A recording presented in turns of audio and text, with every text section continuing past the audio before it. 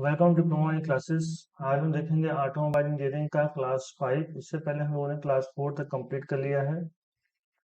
तो हम लोग देख रहे हैं इसमें चैप्टर 2, जो कि है ट्रांसमिशन सिस्टम।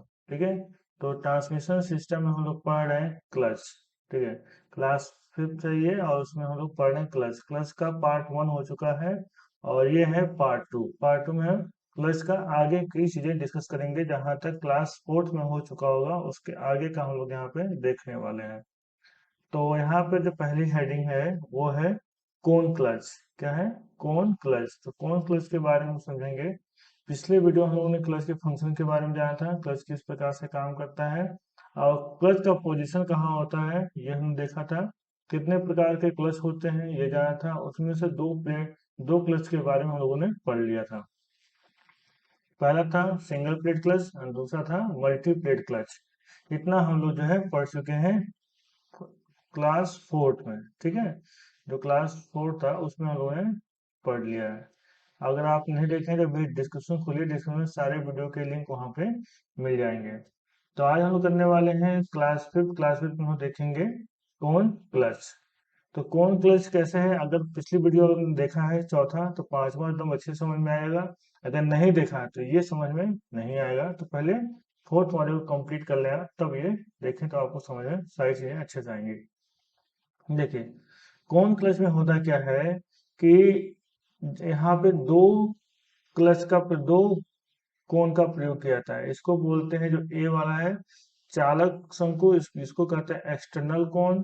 और जो चलित शंकु है इसको बोलते हैं इंटरनल कोण। ठीक है, जहां इन दोनों का संपर्क एरिया है, जहां पे दूसरे को कांटेक्ट में ये आएंगे, ठीक है, ये दूसरे जहाँ कांटेक्ट में आएंगे वहां पे क्या लगा होता है? वहां पे लगा होता है फ्रिक्शन लाइनिंग लगा होता है। क्या लगा होता है? फ्रिक्शन लाइनिंग लगा होता है। ठीक है, फ्रिक्शन के कारण ये पावर को ट्रांसमिट करते हैं। इस नाते ये फ्रिक्शन क्लच के अंतर्गत आते हैं। अब इसके फंक्शन को समझिए। फंक्शन सेम है जिस प्रकार से आपका सिंगल प्लेट क्लच या मल्टी प्लेट क्लच किया जाता है, वैसे इसका भी फंक्शन है। ये हमारा चालक शाफ्ट है। ये चालक शाफ्ट है जो कि किससे जुड़ा हुआ है? इंजन से जुड़ा हुआ है। ठीक है, और इसके साथ जो एक्सटर्नल कोण लगा हुआ है, ये क्या है? ये हमारा फ्लाई व्हील है। क्या है? फ्लाई व्हील है।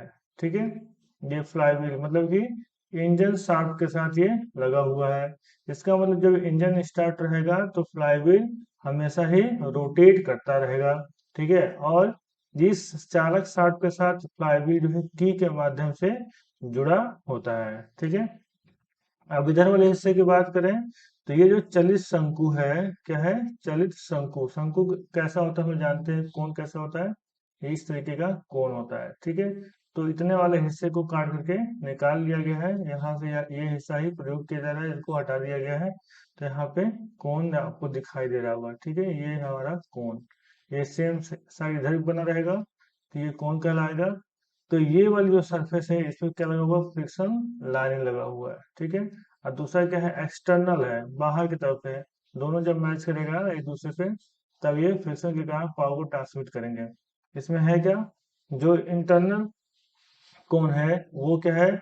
उसमें इस दूसरे वाले शाफ्ट पे, जो चलित शाफ्ट है जिसको हम क्लच शाफ्ट भी कहते हैं, इस पे लगा होता है इंटरनल कोण, यानी कि चलित शंकु लगा होता है, जिसे पैडल की सहायता से आगे और पीछे सरकाया जाता है। आगे चलता है स्प्रिंग फोर्स के कारण और पीछे खींचा जाता है क्लच पैडल के कारण। यहाँ पर एक क्लच पैडल इस तरीके से लगा होता है। इस प्रकार से क्लच पैडल लगा होता है, जिसे दबाने से ये पीछे की तरफ होता है। तो क्लच डिसएंगेज हो जाता है। जैसे क्लच पैडल को छोड़ा जाता है तो स्प्रिंग फोर्स से ये जा करके यहाँ पे इंगेज हो जाता है। ठीक है, तो फिर पावर का ट्रांसमिशन होने लगता है। ये फ्लेम जो है, ये कोण जो इंटरनल कोण भी इस शाफ्ट में चलित शाफ्ट पे की के माध्यम से जुड़ा होता है, फेदर की के माध्यम से जुड़ा होता है, या फिर स्प्लाइन शाफ्ट का प्रयोग किया जाता है, जिसपे क्या हो सकता है? चलित शंकु जो है स्लाइड भी कर सकता है, स्लाइड करने के साथ साथ रोटेट भी करेगा। ठीक है, ये आगे पीछे सरक भी सकता है और रोटेट भी कर सकता है। ठीक है, जब इनको इस तरीके से डिजाइन किया गया है कि ये धीरे धीरे संपर्क में आते हैं, ठीक है। जैसे एक्सटर्नल कोन का बनाया गया है, एक्सटर्नल कोन इस प्रकार से दिखाया गया एक्सटर्नल कोन को, ठीक है। इंटरनल कोन इसके अंदर जो है धीरे धीरे जो है इंटरनल कोन को जब प्रवेश कराया जाएगा, जब क्लच पैडल को धीरे धीरे छोड़ा जाएगा तो धीरे धीरे यहाँ पे संपर्क में आएगा, ठीक है। यानी कि झटके लगने की संभावना होती है वो क्या हो जाएगी, रिड्यूस हो जाएगी, ठीक है। और नॉइस भी कम होगी इंगेज और डिसएंगेज होने में। तो इसलिए इसका प्रयोग किया जाता था, ठीक है, किया जाता था। प्रेजेंट टाइम में कोन क्लच का प्रयोग नहीं किया जाता है, ठीक है। प्रेजेंट टाइम में क्या कोन क्लच का प्रयोग नहीं किया जाता है, मैक्सिमम जगह पे जो है मल्टीप्लेट क्लच का ही प्रयोग किया जाता है, ठीक है।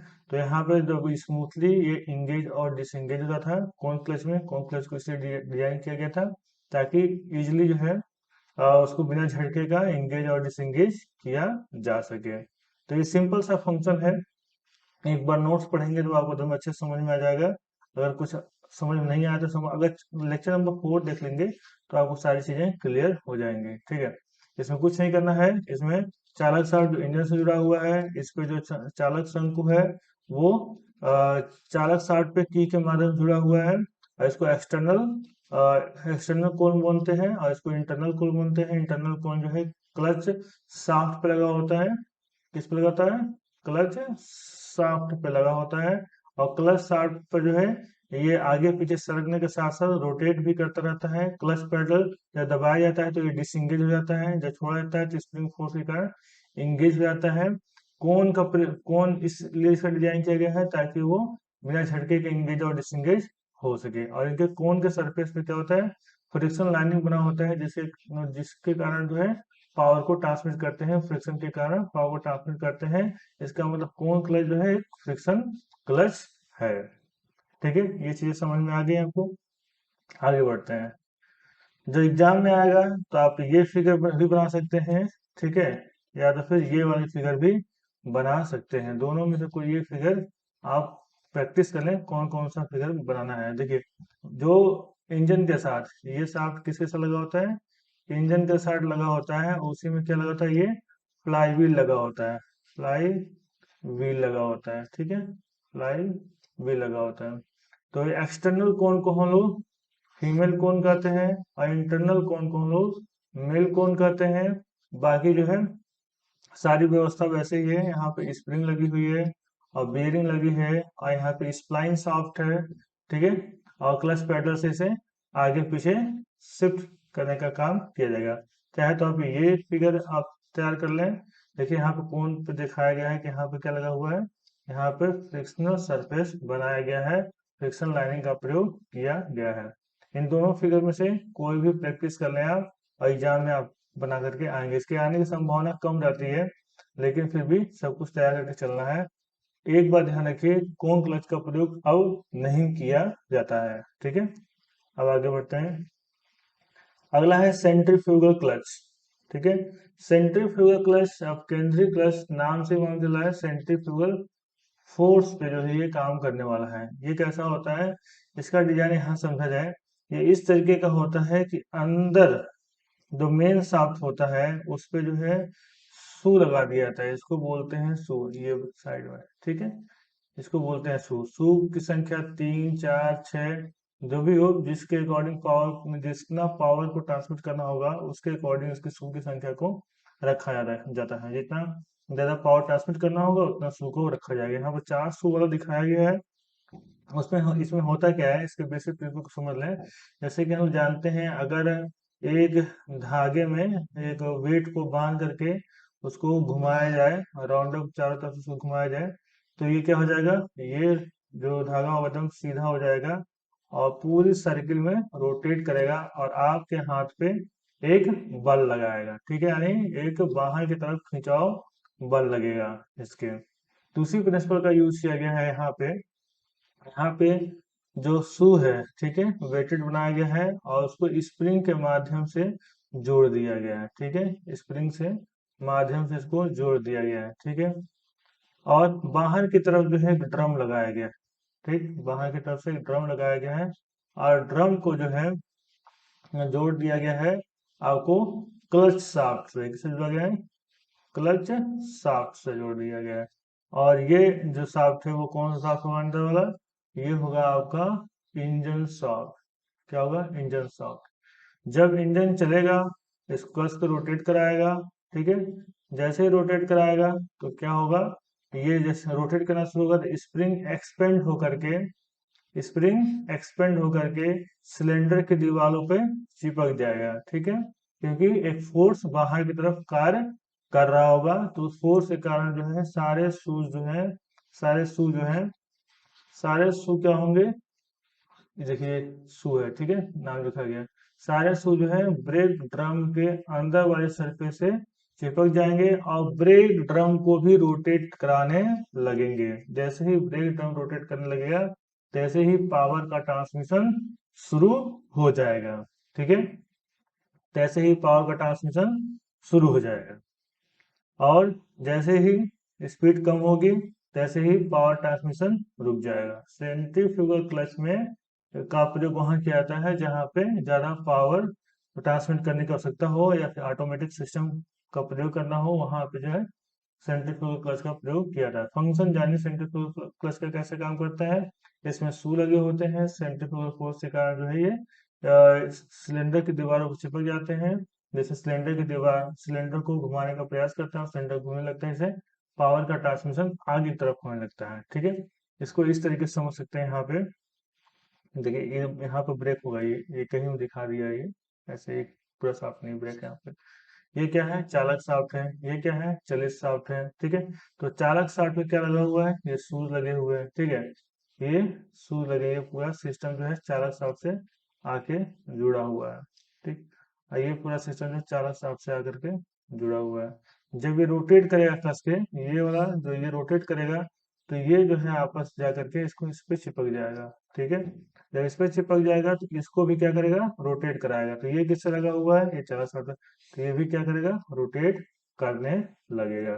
तब पावर का ट्रांसमिशन आगे गियर बॉक्स की तरफ ट्रांसमिट हो जाएगी, ठीक है। लेकिन इसमें थोड़ी सी दिक्कत ये आती है कि जब स्पीड कम होती है, जब स्पीड कम होती है तब पावर का ट्रांसमिशन नहीं हो पाता है। तो वहां पर मैग्नेटिक मैग्नेट का प्रयोग किया जाता है, मैग्नेटिक फील्ड जनरेट करके, ताकि लो और स्पीड पे भी पावर का ट्रांसमिशन हो सके, ठीक है।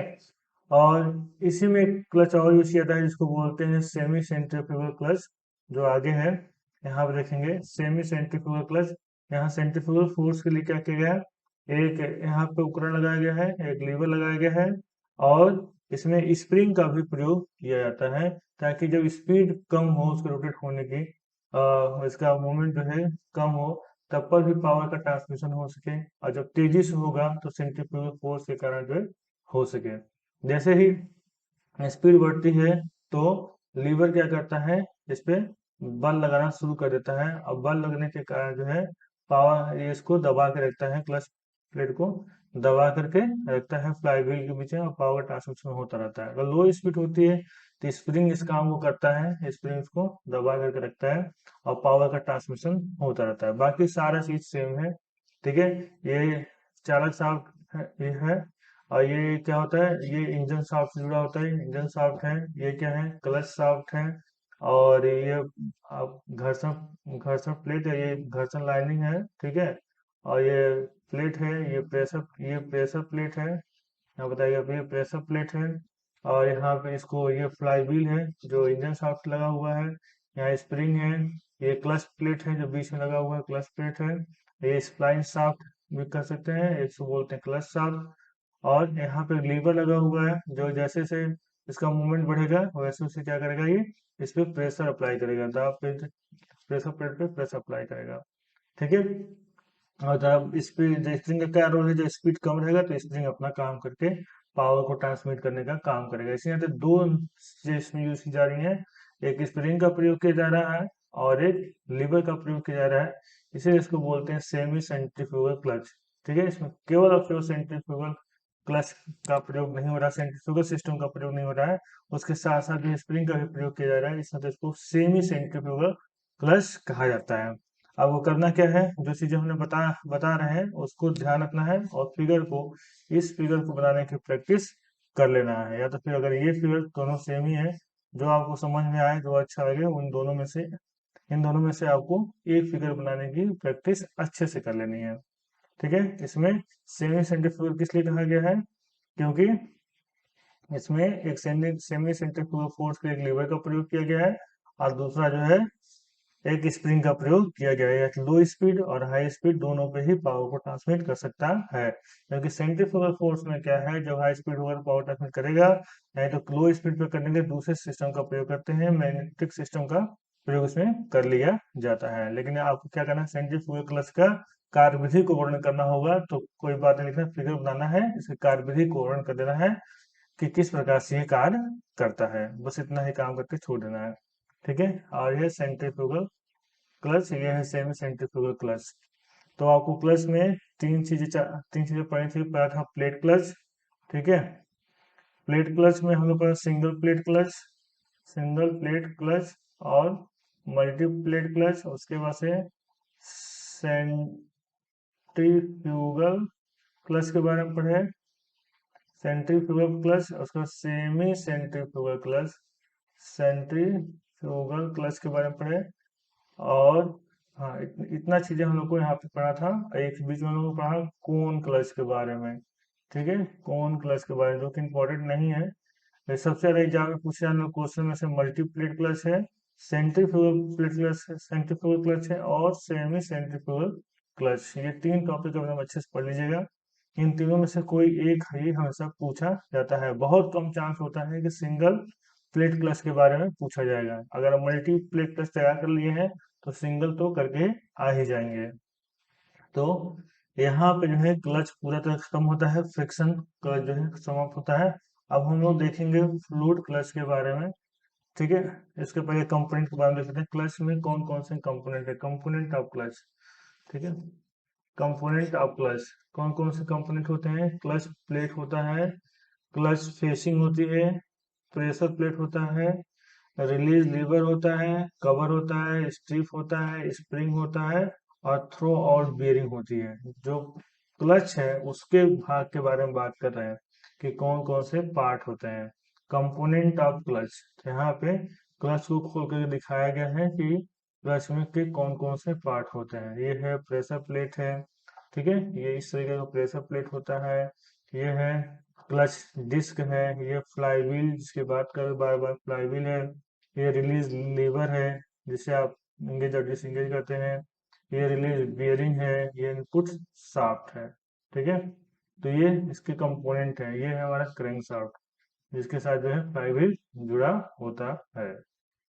ठीक है, तो इसके पार्ट को भी याद कर लीजिएगा कौन कौन से कंपोनेंट हैं क्लच के लिए।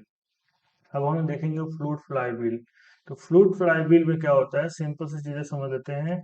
इसमें क्या होता है, दो पार्ट इसके होते हैं। एक साइड होता है वो इंजन शाफ्ट से जुड़ा होता है। किससे जुड़ा होता है? इंजन शाफ्ट से। और इस से जो फ्लेंज लगा होता है उसमें, उसको भी यहाँ पे कहते हैं फ्लाईव्हील। क्या बोलते हैं? फ्लाई व्हील ही बोला जाता है। और दूसरे तरफ का शाफ्ट होता है क्लच शाफ्ट। क्या होता है? Clutch shaft. इसमें भी फ्लेंज लगा होता है। तो इसमें क्या होता है, ये एक दूसरे से डायरेक्ट नहीं जुड़े होते, किसी मैकेनिकल एलिमेंट के द्वारा नहीं जुड़े होते हैं। इसमें ब्लेडें बनी होती हैं फ्लूइड में, और दूसरे साइड में ब्लेड बनी होती हैं, और इन दोनों के बीच में फ्लूइड भर दिया जाता है, लिक्विड भर दिया जाता है।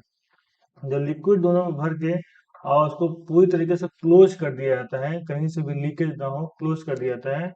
जब इंजन रोटेट करता है कस के, इंजन जब चलता है तो ये इसके में फ्लाईव्हील भी चलता है, फ्लाईव्हील में पंखियां होती हैं, उसके कारण जो है फ्लूइड भी रोटेट करता है। और फ्लूइड क्या करता है, फोर्स से दूसरे तरफ के ब्लेड को रोटेट कराने की कोशिश करता है, दूसरी तरफ का ब्लेड भी रोटेट करने लगता है। तो इसी ब्लेड से क्या होता है, शाफ्ट भी जुड़ा होता है, तो शाफ्ट भी क्या करने लगता है, रोटेट करने लगता है। एग्जाम्पल के लिए यहाँ दिखाया गया है, फ्लूइड हमारा एयर भी होता है। ठीक है, तो यहाँ पे दो पंखे रखे गए हैं आमने सामने, एक को पावर दिया जा रहा है और दूसरे को पावर नहीं दिया जा रहा है।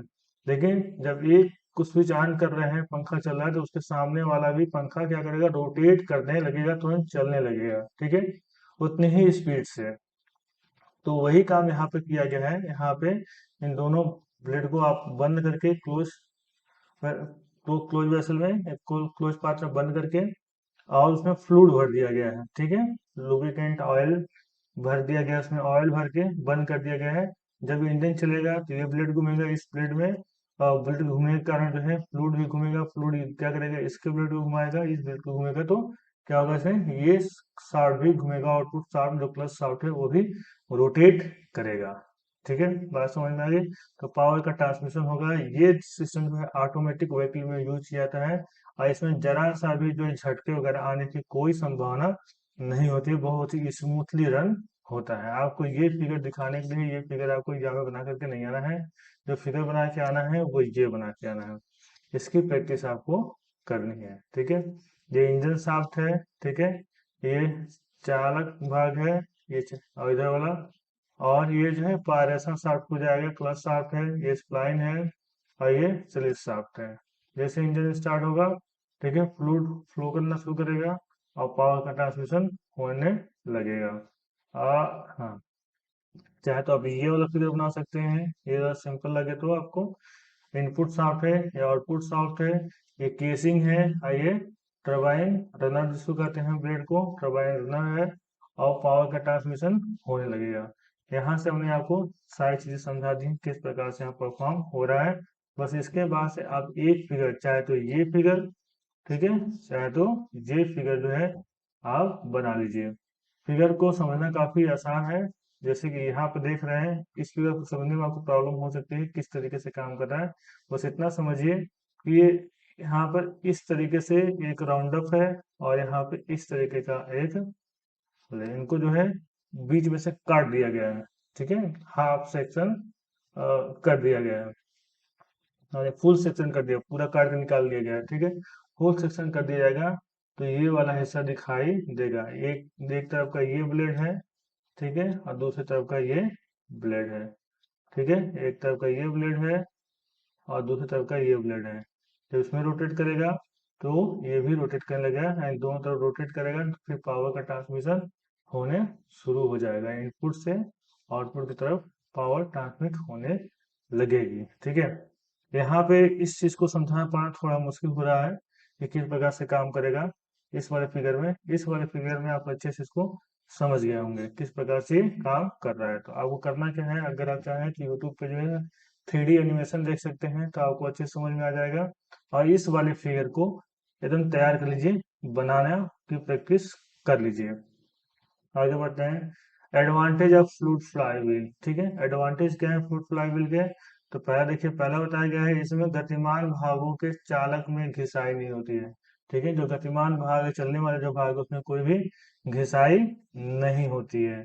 दूसरा क्या बताया गया है, इसके चालन में गियर लगाते समय या उसे बदलते समय पार्श्व में कोई भी धक्का यानी कि झटका नहीं लगता है। ठीक है, तीसरा देखिए, इसका डिजाइन काफी सरल होता है। चौथा है, इसके परिचालन मतलब ऑपरेशन में किसी विशेष दक्ष कर्मचारी की आवश्यकता नहीं होती है, कोई भी स्पेशल स्किल नहीं चाहिए इसको चलाने के लिए। ठीक है, पांचवा देखिए, इस चालन में किसी प्रकार का समंजन एडजस्टिंग की आवश्यकता नहीं होता, कुछ भी एडजस्ट नहीं करना होता है। छठवां देखिए, इसके प्रयोग में वाहन को गियर डालकर भी खड़ा किया जा सकता है, तो सिर्फ एक्सलेटर लेके भी आवश्यकता के अनुसार स्टार्ट किया जा सकता है। सातवां देखिए, इसमें अलग से स्नेहन की आवश्यकता नहीं होती, कोई लुब्रिकेशन की अलग से आवश्यकता नहीं होती क्योंकि लुब्रिकेंट ही भरा होता है। इसके बाद से है आठवां, इसमें विशेष संरक्षण की आवश्यकता नहीं होती, इसमें किसी प्रकार की विशेष मेंटेनेंस की आवश्यकता नहीं होती। ठीक है, तो आज के लिए बस इतना ही। अगर आपको समझ में आ रहा है तो कमेंट करके बताइए, साथ ही साथ अपने दोस्तों को भी शेयर करिए। Okay, thank you. हाँ सर, नमस्कार।